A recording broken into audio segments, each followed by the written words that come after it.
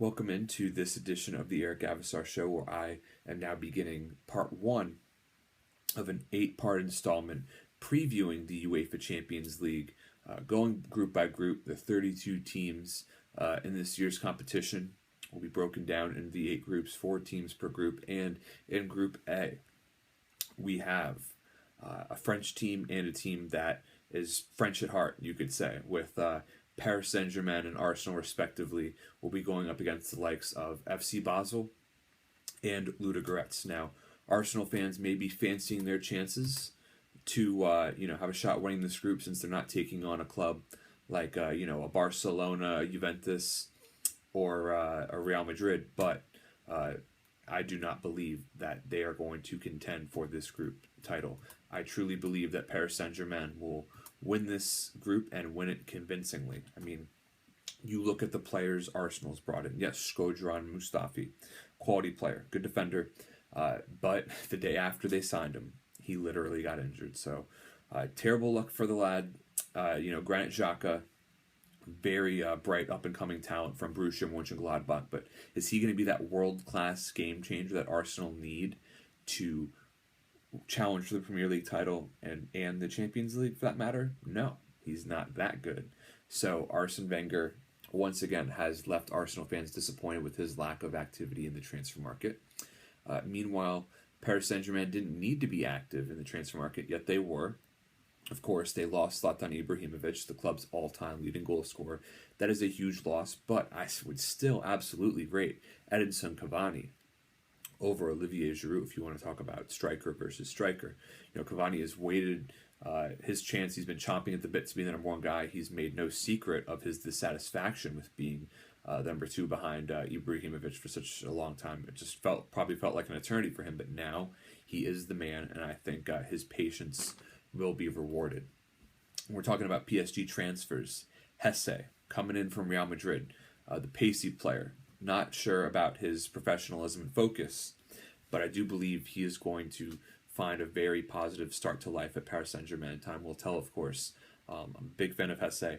And, you got to love Hatem Ben Arfa. World-class talent, would be a world-class player if he was not a world-class head case. He has scored some unbelievable goals off of some just fantastic runs over half the length of the pitch in his career. He's one of those guys who just seems like practically capable of doing anything with the football at his feet. So it'll be very interesting to see how he integrates into a side that already has such strong midfield options like Blaise Matuidi, such a dynamic player who is getting a little bit up there in age, but he's complemented by the likes of Angel Di Maria, world-class winger, who was obviously a superstar at Real Madrid, did not find success at Manchester United, but I think he's going to just continue to tear it up in Paris. Javier Pastore, the first major buy of the Qatari ownership, is still in the squad. Kind of gone back and forth between being a squad player and a first-team selection, but, he will be a factor. The defense used to be overwhelmingly Brazilian, and it still largely is. Obviously, the sale of David Luiz changes things a bit, but, their captain is still Thiago Silva, who I believe to be one of the best center backs in world football. So solid, consistent, and steady. And, they also have the young up-and-coming talent of Marquinhos, as well as the experience, although he probably won't play much, but they at least have the tutelage and mentorship to draw upon from Maxwell, the former Barcelona man. Now, speaking of Brazilians too, we also cannot forget about Lucas Moura, who is often called upon to take on defensive responsibilities, and I think he's going to make life difficult for when Arsenal goes up against Paris Saint-Germain as well. When we're talking about the Gooners, who is going to carry them? Certainly not the forward line, because Giroud cannot be counted on to stay fit.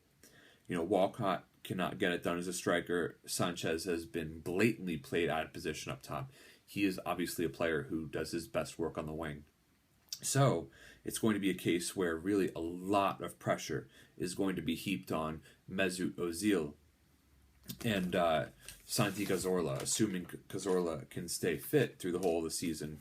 Those guys are really going to need to get it done if Arsenal is going to contend for first place finish in the group. You would fancy them to finish second, but Aaron Ramsey as well, another player who has just had unbelievably great spells at times, but a guy who also struggles to stay fit.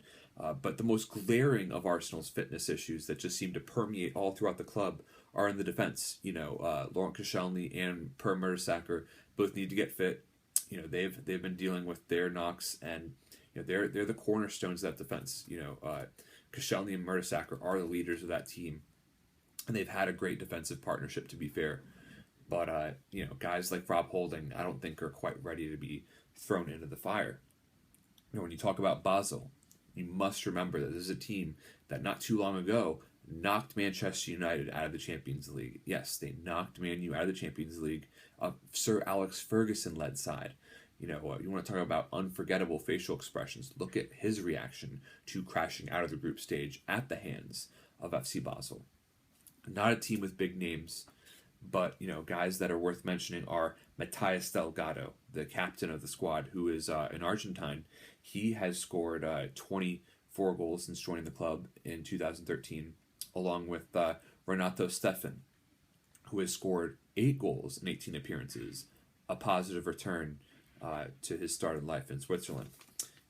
Marek Suchi, the vice captain, he is an experienced player for both club and country. He's made 27 appearances for the Czech Republic national team. So, when you look at Ludogorets, they are the minnows, if you will, of this group. They are obviously heavy underdogs heading in. If they get a point or two, that would be an accomplishment in its own right. But hey, let's not forget, they did draw Liverpool a couple years ago in the Champions League, and that was after they deserved a draw the first time they played them. So they are no slouches. They're going to come in with a little bit more experience this time, so you can't count them out.